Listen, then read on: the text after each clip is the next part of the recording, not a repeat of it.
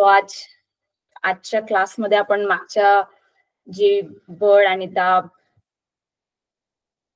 Force and pressure याबद्दल जे आपण बघितलं होतं त्याचबद्दल आपण आज पाहणार आहोत. पण त्यामध्ये आपण वस्तूंबद्दल बघत होतो, बरोबर. तर आता आपण म्हटलं होतं की बळ आणि जे फोर्स आणि प्रेशर जे आहे हे मॅग्नेटिक आणि इलेक्ट्रोस्टॅटिक या सुद्धा वस्तूंवर अप्लाय होतं. आपण उदाहरण बघितलं होतं की एखादी वस्तू खाली पडत आहे, ती खाली पडत आहे आणि त्यावर गुरुत्वाकर्षणाचा फोर्स लागत आहे.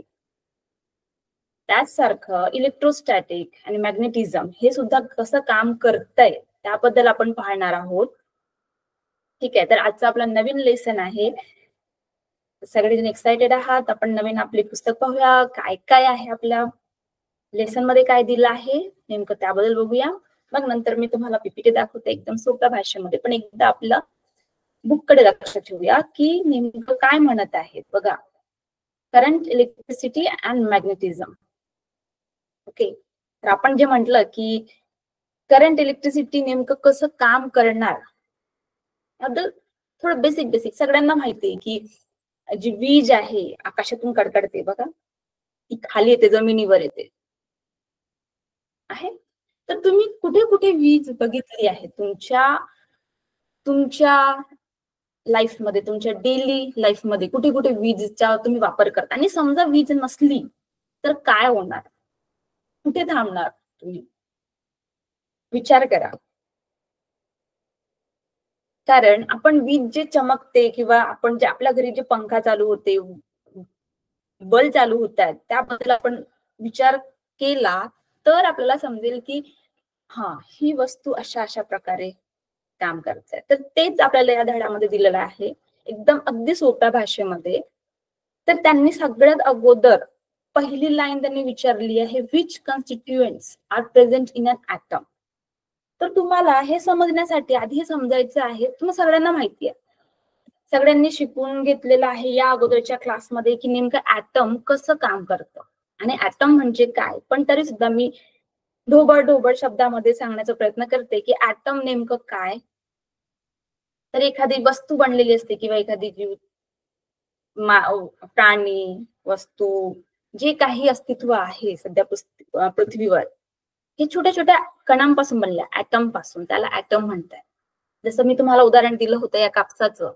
बघा, हा कापूस एवढा मोठा याची वस्तू आहे, पण हा सुद्धा बनताना याला छोटे छोटे तुकडे केले, याचे मी छोटे छोटे पार्ट केले आणि यामध्ये सगळ्यात जो छोटा कण आहे ज्याला आता मी काटू शकत नाही, त्याचे मी पार्ट करू शकत नाही, त्याला आपण काय म्हणतो, ॲटम. आणि या छोट्या छोट्या ॲटम पासून जसा कापूस याला मी अलग केला आहे, तसं सुद्धा मी सुद्धा बनली आहे. ठीक आहे, तर हा ॲटम कसं काम करतं हे समजा समजलं तर आपल्याला हे जी इलेक्ट्रिसिटी आहे, मॅग्नेटिझम आहे, हे समजायला अगदी सोपं जाईल. म्हणून आपण आधी हे ॲटम कसं काम करतं आधी याकडे बघूया. त्यासाठी तुम्हाला एक छोटंसं डायग्राम आहे ते मला दाखवायचं आहे की हे कसं ॲटम बनतं, पण ॲटम बद्दल बोलताना कसं म्हणतो याबद्दल. तर बघा, सगळ्यांना माहिती आहे प्रोटॉन, इलेक्ट्रॉन, न्यूट्रॉन.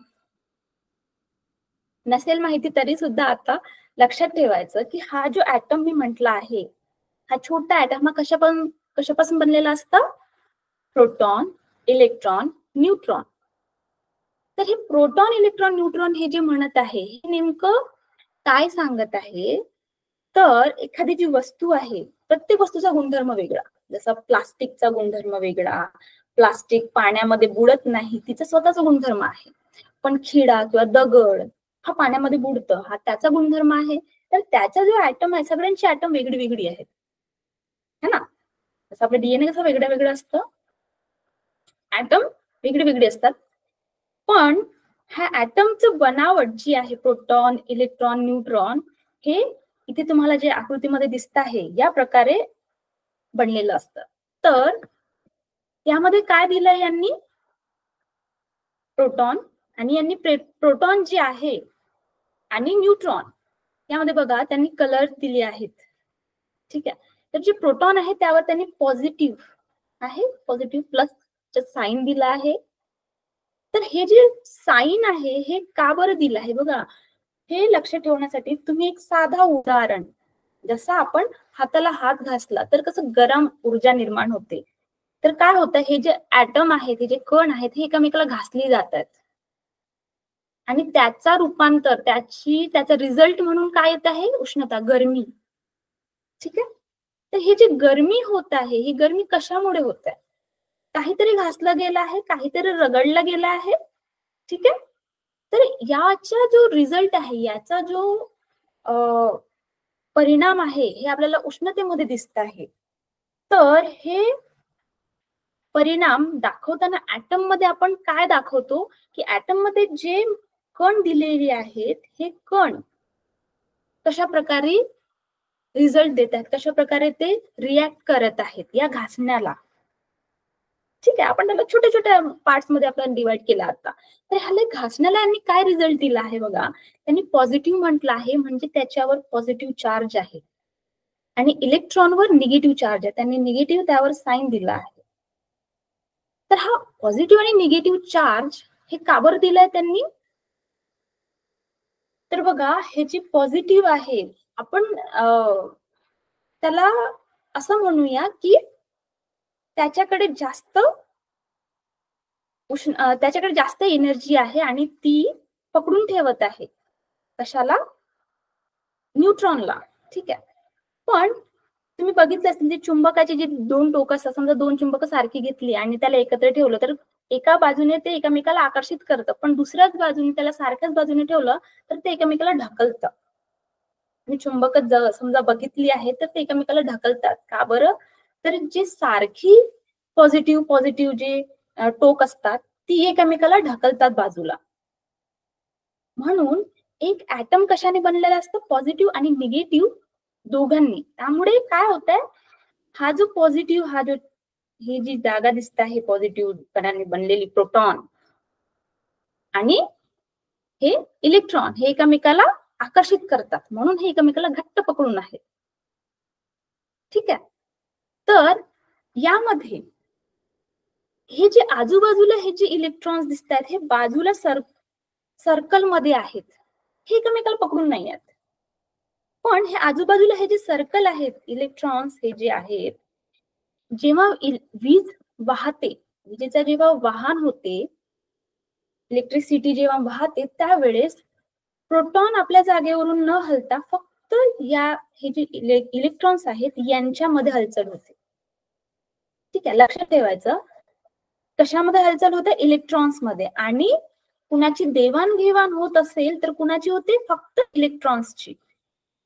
ऍटम्स मध्ये जी काही देवाणघेवाण होते ती कुणामध्ये होते, इलेक्ट्रॉन्स मध्ये. का बरं, तर यामध्ये पण नियम आहेत भरपूर. सध्या आपल्याला त्या नियमांबद्दल नाही दिलेलं आहे पुस्तकामध्ये, पण एवढं लक्षात ठेवायचं की हे जे आजूबाजूला हे जे दिलेले आहेत, हे या जवळ असलेल्या वस्तूंपासून थोडे दूर आहेत, अंतरावर आहेत, बरोबर. एक सर्कल आहे, त्या सर्कलामध्ये आहेत, तर यांच्यामध्ये जी हालचाल आहे ही शक्य आहे, पॉसिबल आहे, compared to this portion, because these are holding together tightly. So जी काही देवाणघेवाण होत आहे या बाजूला असणाऱ्या इलेक्ट्रॉन्स मध्ये होत आहे. ठीक आहे. तर अशा प्रकारे हा ऍटम हा बनलेला असतो आणि इलेक्ट्रॉन्सची देवाणघेवाण होत आहे, पॉझिटिव्ह आणि निगेटिव्ह. ठीक आहे. निगेटिव्ह यांची दुसऱ्या ऍटम सोबत, दुसऱ्या इलेक्ट्रॉन सोबत देवाणघेवाण होत आहे. हेच आपल्या पुस्तकामध्ये दिलेलं आहे, फक्त तुम्हाला ते वाचायचं आहे. आता तुम्ही इथे आहात नाही तुम्हीच, तर मी जस्ट 2-3 लाईन आपल्या पुस्तकामध्ये जे काही दिलेलं आहे तेच वाचण्याचा प्रयत्न करत आहे. atoms has same number of positively charged protons and negatively charged protons.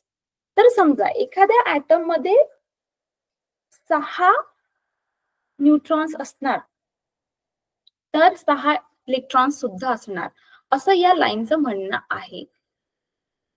ठीक आहे. आणि हे का बरं राहणार, कारण तुम्हाला समजा सारखं तुम्ही बघितलं आहे फोर्स मध्ये काय होतंय, की एखाद्या ठिकाणी समजा तुम्हाला दोरी इथेच ठेवायची आहे तर दोन्ही साइडने सारखा फोर्स लावावा लागेल.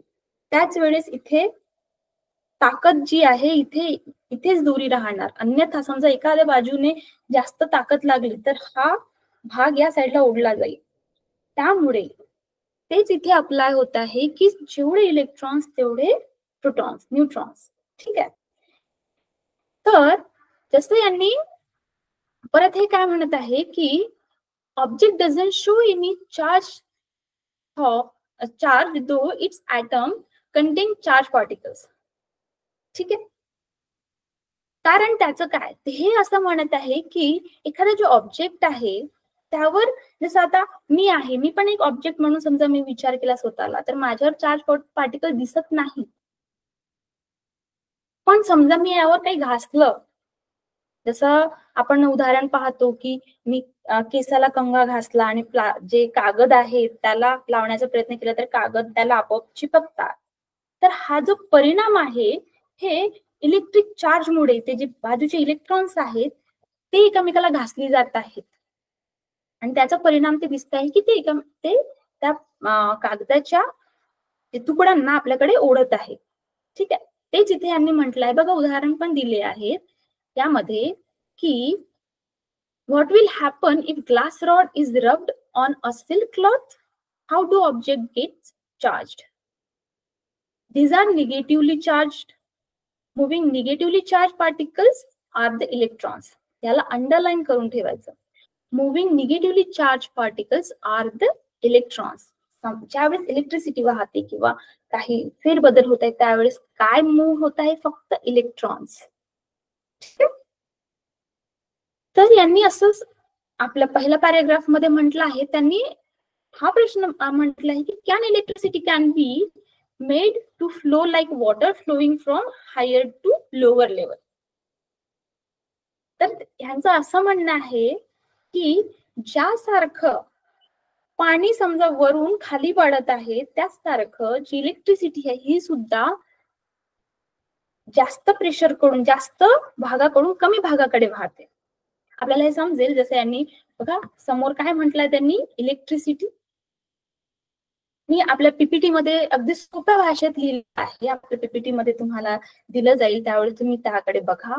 तर करंट इलेक्ट्रिसिटी म्हणत आहे की जसं त्यांनी साधंच उदाहरण दिलंय, यामध्ये खूप जास्त डीपली नाही सांगण्याचा प्रयत्न केला आहे, पण ते म्हणत आहेत की जी वीज बादलामधून जी खाली पडत आहे ती सुद्धा स्वतःमध्ये लाइटनिंग, वीज खाली आणत आहे.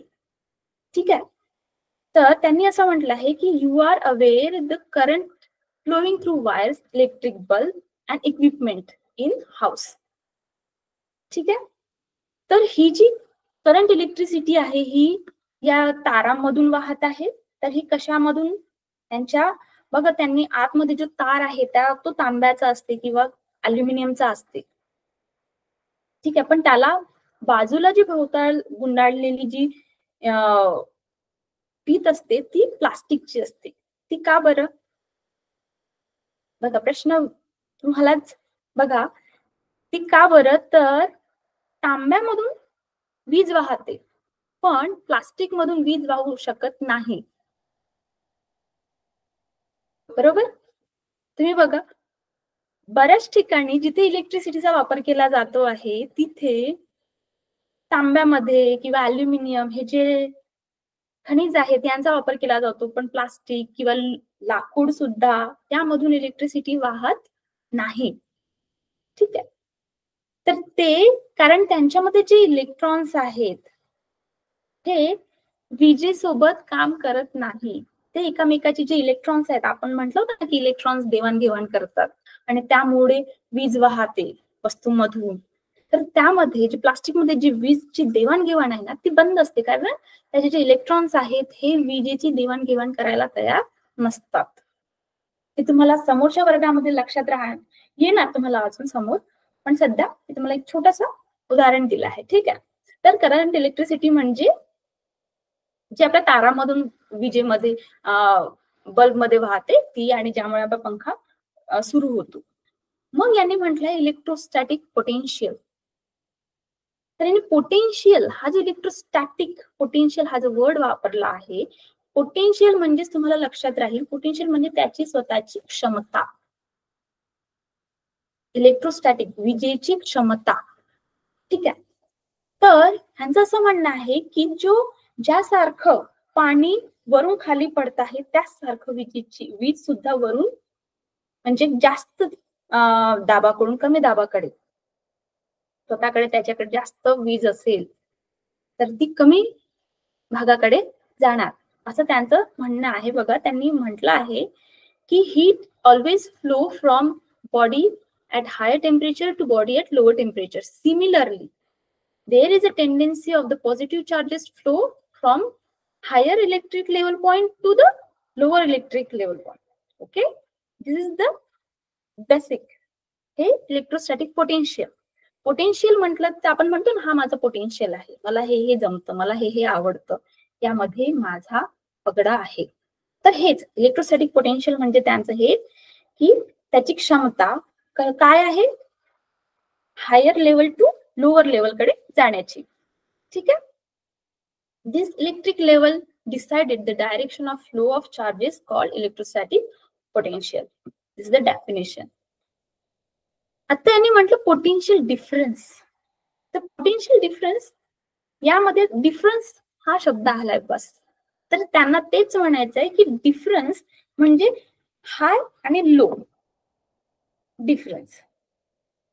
काय आहे, हा हाय लेवल आहे आणि हा लो लेवल आहे. This is the difference, potential difference. तर हे अगदी सरळ आहे की इलेक्ट्रिसिटी आहे तर त्यामध्ये काय त्याचे गुणधर्म आहे, त्याचं पोटेन्शियल काय आहे, तर higher level to lower level कडे जाण्यासाठी. आणि त्यामध्ये त्याने पोटेन्शियल डिफरन्स हा शब्द का बरं वापरला आहे, तर आपण ठरवत आहोत की हा त्याचा हायर लेवल आहे आणि हा त्याचा लोअर लेवल आहे. ठीक आहे. दिस इज व्हेरी सिम्पल की इलेक्ट्रिसिटी आहे तर ते त्याचा पोटेन्शियल काय आहे की हायर लेवलकडून लोअर लेवलकडे जाणार आणि त्याला आपण ठरवत कशाने आहोत की हा हायर आहे आणि हा लोअर लेवल आहे. मग त्यांनी असं म्हटलं आहे की similar to height of waterfall, the temperature difference of hot and cold bodies, the difference between potential of 2 points. Potential difference is intersecting to us. Okay, एवढं समजलं. तर आता हे मी पीपीटी मध्ये ठेवताना अगदी साध्या भाषेमध्ये ठेवलंय, पण मला तरी सुद्धा तुम्हाला पीपीटी दाखवायची आहे की नेमकं मला काय म्हणायचंय आपल्या पीपीटी मध्ये. बघा, हा, तर मी वेगळं ठेवण्याचा प्रयत्न केला आहे की म्हणजे तुम्हाला अगदी लवकर समजायला होणार. तर बघा, त्यांनी काय म्हटलं, potential difference in electric potential between 2 points. तर 2 points कोणते, एक हायर आणि एक लोअर. 2 points आहेत, एक हायर आणि एक लोअर. ठीक आहे. आणि हे जे पोटेन्शियल डिफरन्स आहे हे कशाने डिनोट केलं जातं, व्होल्ट मीटर. आणि हे मोजण्याचं डिव्हाइस युज्ड व्होल्ट मीटर. तर बघा, इथे एक एक्झाम्पल मी ठेवण्याचा प्रयत्न केला की हा नेमका आपण कसं याला समजू शकतो की आपण म्हटलं की हा जास्त आहे, हे कमी बॅटरीचा आहे, हा याच्यामध्ये जास्त पोटेन्शियल आहे, याची क्षमता जास्त आहे, तर कसं सांगणार. समजा एका ठिकाणी मी एकच सेल ठेवला, म्हणजे आपले रिमोटचे जे सेल आहेत एकच ठेवला, आणि दुसऱ्या ठिकाणी मी 4-5 सेल ठेवले. सगळ्यांना माहिती आहे ते आपलं जे सेल असतं ते 4-5 सेल ठेवले, तर त्यामध्ये सगळ्यात जास्त पोटेन्शियल कुणाचं आहे, या 4-5 सेलचा, बरोबर. तर हेच पोटेन्शियल डिफरन्स आहे. त्याला मी सोप्या भाषेमध्ये ठेवण्याचा प्रयत्न केला होता. आणि कंडक्टर, तर कंडक्टर म्हणजे काय, तर ज्यामधून इलेक्ट्रिसिटी वाहणार त्याला चालक असं म्हटलं आहे. Conductor, the substance through which electric current flow easily are the conductors.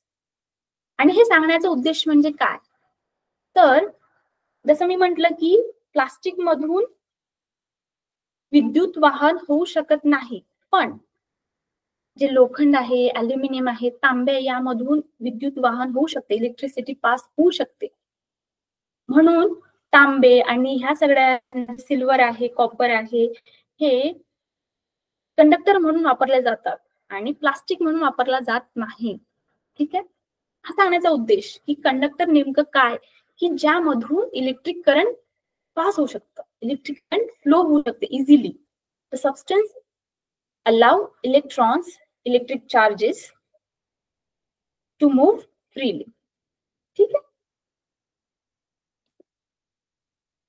तर या समोर आपल्याला अजून आपल्या पुस्तकामध्ये त्यांनी जे करंट आहे त्याचे काही सिम्बॉल्स आहेत, जसं आपल्याकडे पुस्तकामध्ये त्यांनी दिलेलं आहे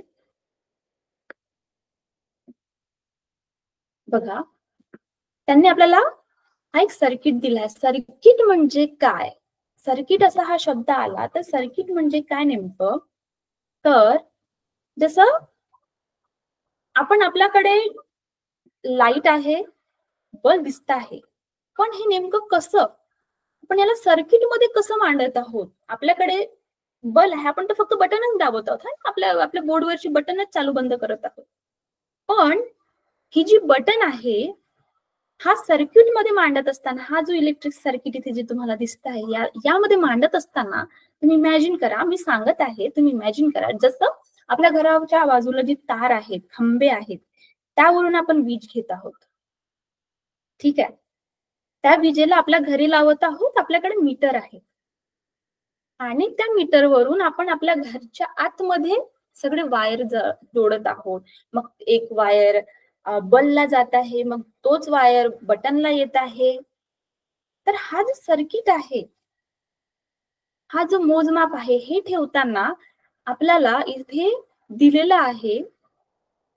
तर हे मांडत असताना यांनी पुस्तकी भाषेमध्ये मांडत असताना मी अशा प्रकारे मांडण्याचा प्रयत्न केला आहे, जे तुम्हाला इथे दिसत आहे बघा.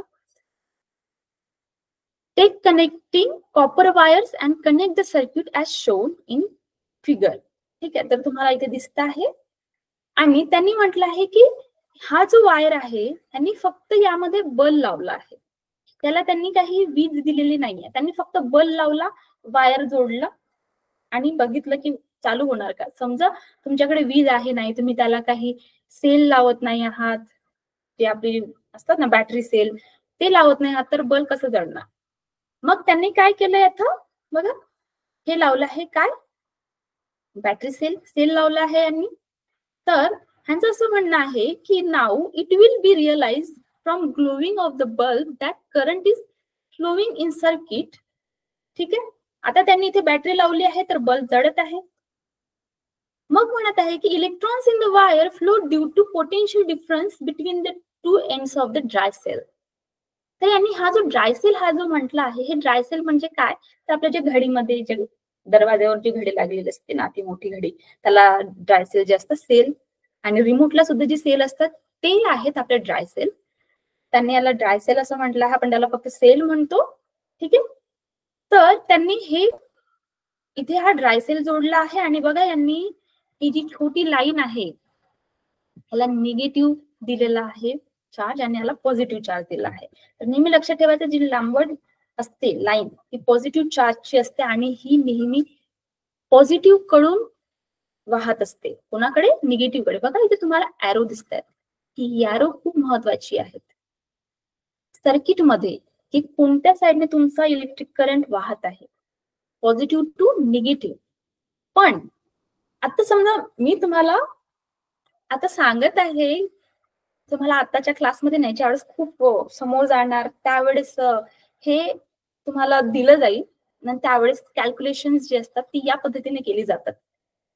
पण इथे तुम्हाला दिलं असताना त्यांनी बघा इथे काय म्हटलं आहे की this flow from negative terminal of the cell to the positive terminal of the cell. Conventional current flows in the opposite direction is shown in the figure. तर हा जो कन्व्हेन्शनल करंट हा जो शब्द वापरला आहे, हा नेमका कसा वापरला आहे याबद्दल मी थोडक्यात सांगण्याचा प्रयत्न करत आहे. की कन्व्हेन्शनल म्हणजे काय होतं, की जे चालत आलं, परंपरापासून चालत आलं आहे किंवा हेच आपल्याला सांगण्यात आलं आहे, तर हे आमच्याकडे कन्व्हेन्शन असंच आहे, आपण असं म्हणतो. कन्व्हेन्शनल म्हणजे काय, तर परंपरेपासून पुरातन काळापासून चालत आलं. ठीक आहे, एवढं समजलं. कन्व्हेन्शनल करंट त्यांनी हा शब्द वापरला आहे कारण त्यांनी काय म्हटलं आहे, this flow from the negative terminal of the cell to the positive terminal to the cell. Negative to the positive. बघा त्यांनी असं म्हटलं आहे. आणि हे नेहमी निगेटिव्ह टू पॉझिटिव्हच असतं. पण काय आहे की conventional current flows in the opposite direction is shown in the figure. Conventional त्यांनी पुरातन काळापासून सांगण्याचं काय केलं आहे की जे आधीचे जे सायंटिस्ट होते त्यांच्या म्हणण्यानुसार, कारण इन्व्हेन्शन तर होतच असतात ना, प्रयोग होतच असतात, तर त्यामध्ये त्यांनी सांगण्याचा प्रयत्न केला की हे जे फ्लो आहे हा नेहमी पॉझिटिव्ह कडून निगेटिव्ह कडेच होतं. पण नंतर मग इन्व्हेन्शन झालं की नाही, हे तर निगेटिव्ह कडून पॉझिटिव्ह कडे होतं. पण आपण मानताना आपण नेहमीच मानतो की पॉझिटिव्ह टू निगेटिव्ह, आपण कन्व्हेन्शनलीच मानतो, आपण पुराण्याच जमान्यामध्ये आहोत असं इथे सांगण्याचा प्रयत्न केला आहे. ठीक आहे. तर त्यांनी हा जो पॉझिटिव्ह टू निगेटिव्ह हे जे जाण्याचं हे सांगितलं आहे, हे यासाठी कन्व्हेन्शनली हा शब्द वापरला आहे की आपण त्याला खूप मोठे काही असले काम, जसं सॅटेलाइट वगैरे किंवा काही मोठं इंजिन वगैरे काही बनवायचं असलं त्यावेळेस आपण वापरतो negative to positive. But usually we used only from positive terminal to negative terminal. Okay, keep that in mind.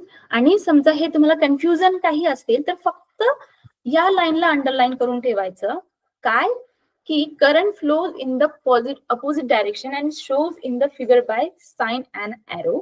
म्हणजेच हे पॉझिटिव्ह टू निगेटिव्ह वाहतं.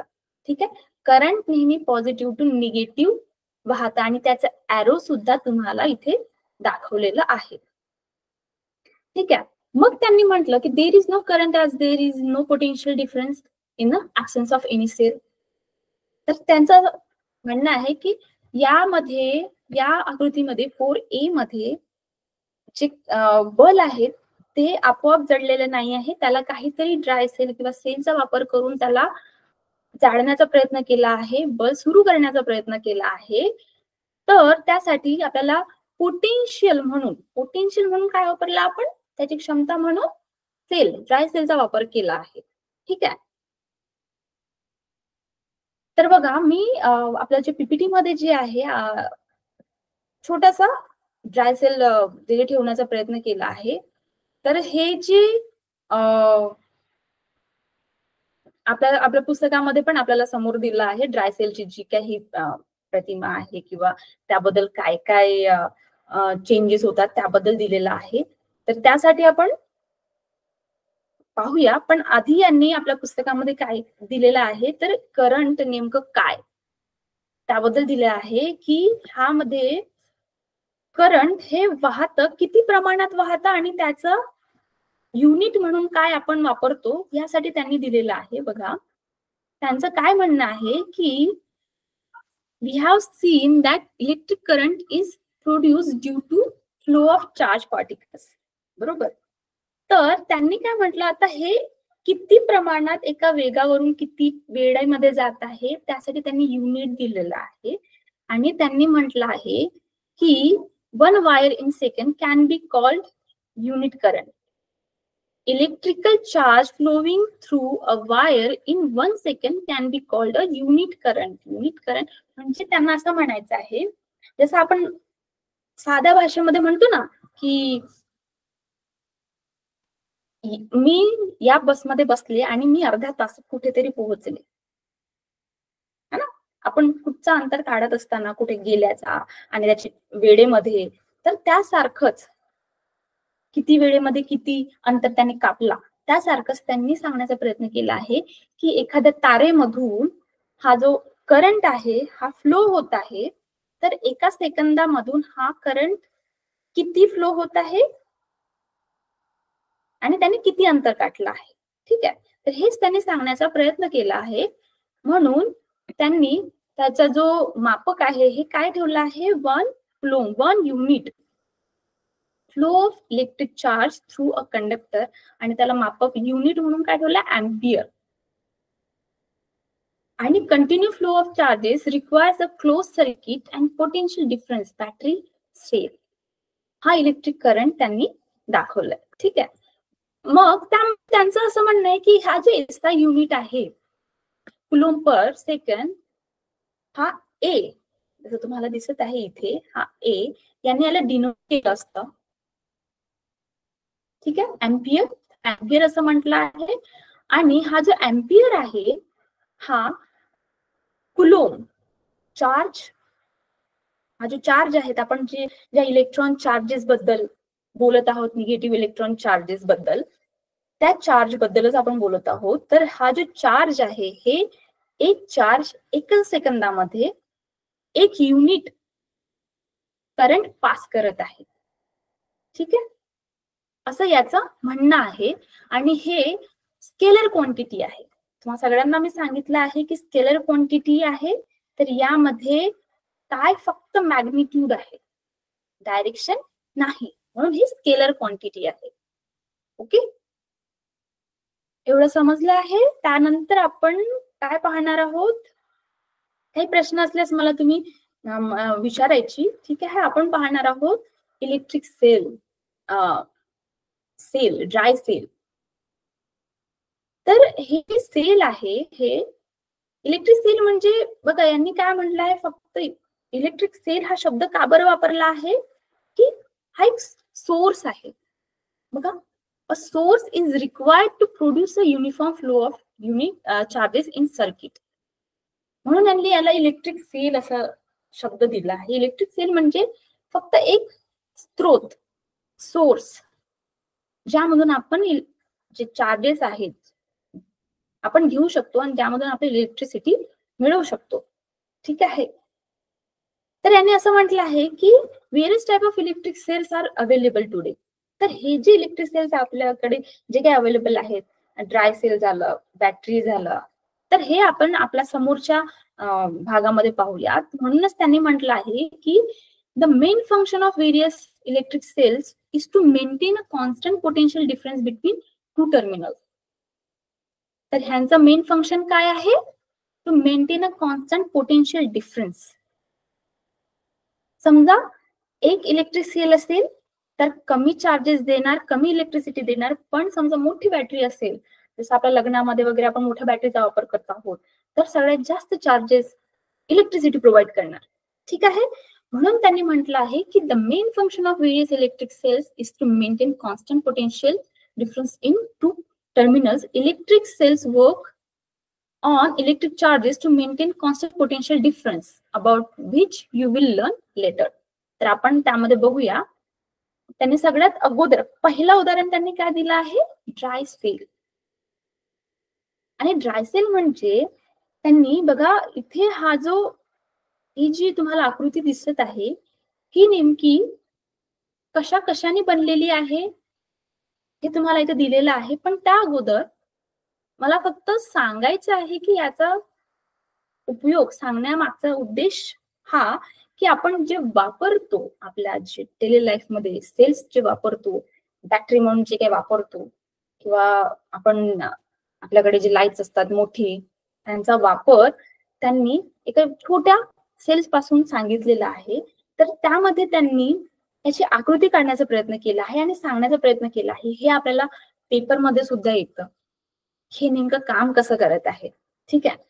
तर बघा त्यांनी काय म्हटलं आहे की हा जो सेल आहे याला त्यांनी फोडून बघितलं आहे आणि आपल्याला दाखवण्याचा प्रयत्न केला की नेमकं या सेल मध्ये काय काय आहे आणि हे काम कसं करत आहे. तर बघा हा इथे बघा त्यांनी काय म्हटलं, पॉझिटिव्ह टर्मिनल आणि निगेटिव्ह टर्मिनल. तर जे सेलच्या बाजूला जे बाहेर निघलेलं असतं ना एक टोक, पॉझिटिव्ह टर्मिनल, ते त्याला पॉझिटिव्ह टर्मिनल म्हटलं आहे आणि हे निगेटिव्ह. तर तुम्ही सेल हातामध्ये पकडल्यानंतर मला तुम्हाला एक व्हिडिओ दाखवावा लागेल की नेमकं कसं हे काम करत आहे. बघा मला एक व्हिडिओ दाखवते.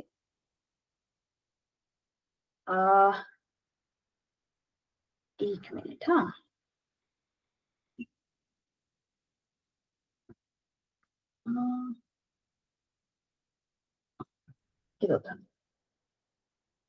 इथे फोडून दाखवण्याचा जो सेल आहे ना तो त्याला तोडून दाखवण्याचा प्रयत्न केलाय, म्हणजे तुम्हाला समजेल की ओरिजिनल सेल नेमकं कसं असतं. कारण मी आता फोडून तर ना दाखवू शकणार, ते माझ्याकडे सेल पण नाही आहे, पण इथे तुम्हाला दाखवण्याचा प्रयत्न करताय. बघा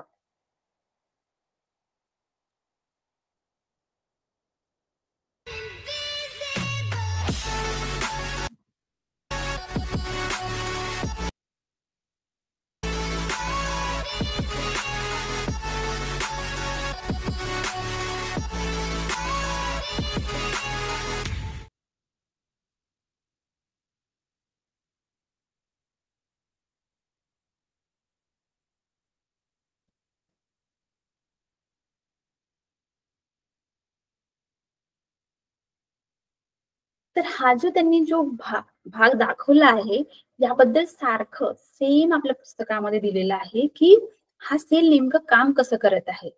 ठीक आहे. तर हा जो दाखवलेला आहे, हा जो सेल आहे आणि याचं काम कसं करतं हे नेमकं, याच्यामध्ये इलेक्ट्रिसिटी कसं पास होतं, यामध्ये काय काय वस्तू आहेत त्याबद्दलच सांगण्याचा प्रयत्न केला आहे की यामध्ये काय आहे. कार्बन इलेक्ट्रोड त्यांनी जो काढलाय बघा, यांनी काय म्हटलं, dry cell remove its outer coat, inside you will find a whitish metal layer. बघितलं तुम्ही, तो जो व्हाईटिश मेटल लेअर जो आहे त्याबद्दल ते बोलत आहेत. ठीक आहे. मग ते म्हणत आहेत this is the zinc and metal layer, this is the negative terminal of the cell. हे आणि carefully break open this layer another inside electrolyte. आणि हे जे इलेक्ट्रोलाइट आहे याचं नेमकं काम कोणतं आहे, तर हे काय करतं, पॉझिटिव्हली आणि निगेटिव्हली चार्ज आयन या इलेक्ट्रोलाइट मध्ये असतं. आणि इलेक्ट्रोलाइट काय आहे बघा, यांनी त्या एरो मध्ये दाखवलेलं आहे, दिसत आहे हे. त्यामध्ये जो बघितलं असेल तुम्ही, ते कोरडं नव्हतं, पूर्ण वाळलेलं पण नव्हतं आणि खूप लिक्विड पण नव्हतं की पाण्यासारखं हलेल. ते थोडस ओलसर होतं. बघितलं, ओलसर होतं. ते आहे इलेक्ट्रोलाइट्स मध्ये. कारण त्यामध्ये जे ओलसरपणा जे असेल तर त्यामध्ये जी कण आहेत, जे चार्जेस आहेत, ही प्रवाह करण्यामध्ये, त्यांच्यामध्ये जे चेंजेस होण्यामध्ये हे जास्त हेल्पफुल राहतं. म्हणून ते खूप जास्त ओलसर नाही आणि खूप जास्त ड्राय सुद्धा नव्हतं. ठीक आहे. तर electrolyte contains negatively charge and positively charge, these are carries electricity. तर हे कशामध्ये, हा जो इलेक्ट्रोलाइट आहे हे कशामध्ये का फायदेमंद आहे, त्या इलेक्ट्रिक चार्जेस कंडक्ट करण्यासाठी फायदेमंद आहे. ठीक आहे. तर ही जी आकृती आहे ही तुम्हाला समजण्यासाठी, ही जी झिंक कव्हर आहे आणि ही जी नावं आहेत ती लक्षात ठेवायची आहेत. कार्बन इलेक्ट्रोड, डिवायझर आणि प्रोटेक्टिव्ह कव्हर, हे जे आहेत हे तुम्हाला ठळक ठळक शब्दामध्ये सांगण्याचा प्रयत्न केला आहे. ठीक आहे. हे नेमकं कसं बनलेलं आहे, हे काम कसं करत आहे त्याबद्दल त्यांनी फक्त सांगितले आहे की हे याच्यासोबत रिॲक्ट करत आहे, याच्यासोबत काहीतरी रिॲक्ट करत आहे, म्हणजे काहीतरी होत आहे रिॲक्शन. पण हे कसं होत आहे हे तुम्हाला समोरच्या क्लासमध्ये राहील. पण सध्या तुम्हाला फक्त एवढं लक्षात ठेवायचे आहे की ही जी डायग्राम आहे, ही डायग्राम तुम्हाला पेपरमध्ये आणि तुमच्या पुस्तकाच्या एक्सरसाइज मध्ये सुद्धा दिलेली आहे. आणि ही डायग्राम एक्सप्लेन करायची आहे तुम्हाला, की आपण वाचूया, सारखंच आहे की an electrolyte it filled these two layers. The electrolyte contains negatively charged and positively charged ion. ठीक आहे. These are carries electrolytes. Electricity. The electrolyte is a wet pulp of zinc chloride. Zinc chloride. ठीक आहे. आणि ammonium chloride. There is a graphite rod at the center of cell. This is positive terminal of cell. A paste of manganese dioxide is filled outside the rod. Because of the chemical reaction of all these chemicals, electrical charges is produced on the terminal graphite rod and zinc layer. तर हे जे इथे तुम्हाला जे शब्द दिले आहेत ना, झिंक क्लोराईड आणि अमोनियम क्लोराईड, तर या मागचा उद्देश काय, तर हे अशा प्रकारचे पदार्थ आहेत जे स्वतःचे जे इलेक्ट्रॉन्स आहेत ते देवाणघेवाण करायला तयार आहेत. जसं मी तुम्हाला उदाहरण दिलं की प्लास्टिक देवाणघेवाण करायला तयार नसते आणि लाकूड सुद्धा देवाणघेवाण करायला तयार नसते. त्याचे जे इलेक्ट्रॉन्स आहेत त्यामधून वीज प्रवाह होऊ शकत नाही. पण ही जी आयन आहेत ही सुद्धा झिंक तुम्ही बघितलं असेल ते चमकीवाला, तर हे जे पदार्थ आहेत लोखंडासारखंच, पण यामध्ये सगळ्यात जास्त शक्ती आहे इलेक्ट्रिसिटी प्रोव्हाइड करायची आणि त्यामधून प्रवाह करण्याची. म्हणून हे झिंक क्लोराईड आणि अमोनियम क्लोराईड हे घेण्यात आलेलं आहे. ठीक आहे. फक्त ही नावं लक्षात ठेवायची, मग तर तुम्हाला ही सगळी आकृती आणि हा प्रोसेस लक्षात ठेवायचा आहे. आणि त्यांनी म्हटलं आहे की due to wet pulp used in the cell, the chemical reaction proceed very slowly. तुम्ही पण बघितलं असेल की जे घडीचं जे सेल असतं हे खूप दिवसपर्यंत चालतं. मी म्हटलं ना की यामध्ये खूप जास्त पाणी सुद्धा नाही किंवा खूप ड्राय पण नाही. त्यांनी त्याला थोडस ओलसर ठेवलेलं आहे, कारण हे याची वयोमर्यादा जास्त वाढते. म्हणून त्यांनी काय म्हटलं आहे, the chemical reaction proceeds very slowly, hence a large electric current can not be obtain from this. तर याचा हा छोट एक तर साईजने यामध्ये जास्त पोटेन्शियल नसतं, पण हे लांब काळ दीर्घकाळ चालतं आणि हे यामधून जास्तीत जास्त इलेक्ट्रिसिटी घेऊ शकत नाही. आणि महत्वाचं की याला आपण जसं आपण चार्ज करतो बॅटरीला, परत चार्ज होते आणि परत लाईट देतं, तशासारखं याला चार्ज करू शकत नाही. एकदा का हे संपलं है ना, आपण जे सेल असतात ते आपण फेकून देतो, बॅटरीचे सेल संपले म्हणतो आपण. तर त्यासारखं हा जो सेल आहे हे दीर्घकाळ भलेही चालतात, त्यामध्ये जास्तीत जास्त इलेक्ट्रिसिटी नसते, पण हे संपतात, हे रिचार्जेबल नसतात. तर तेच सांगताना त्याने म्हटलं आहे की hence large electric current cannot be obtained from this compared to the electric cell. Using liquid, the shelf life of dry cell is longer. Dry cell are very convenient to use as these can be held in a direction with respect to the ground and can be used in a mobile instruments. ठीक आहे. तर एवढं तुम्हाला dry sale बद्दल आज आपण बघत आहोत. उद्या आपण पाहणार पुढच्या क्लासमध्ये लीड ऍसिड सेल. तर यामध्ये एक छोटा सेल न वापरता थोडा मोठ्या प्रमाणामध्ये वापर केला आहे, म्हणजे यामध्ये जास्तीत जास्त विजेचा वापर करण्यात येणार. तर याबद्दल आपण पाहूया. आणि याचे जे पोटेन्शियल आहे, याचा जो व्होल्ट आहे हे जास्त राहणार compare to this dry cell. Okay. तर आज आपण काय काय बघितलं, इलेक्ट्रिसिटी मध्ये हे नेमकी कशामधून वाहते आणि याचं पोटेन्शियल काय आहे, पोटेन्शियल डिफरन्स. ठीक आहे. आणि ह्याचं मांडणी म्हणजे हे कसं सुरू होतं, इलेक्ट्रिक चार्ज हे कशामधून वाहते, हे कसं सुरू होतं, बटन आहे की त्यामध्ये काय लावल्यानंतर वीज सुरू होणार, याबद्दल आपण आजच्या क्लासमध्ये बघितलं आहे. आणि याच्यानंतर आपण पाहणार की हा जो सेल आहे, ही जी बॅटरी आहे, हे जे स्त्रोत आहे, सोर्स, हे समोर अजून वाढणार. तर त्याबद्दल आपण नेक्स्ट क्लासमध्ये पाहणार. ठीक आहे. काही प्रश्न असल्यास मला सांगा. चला ठीक आहे. आजच्या क्लास पुरता बाय.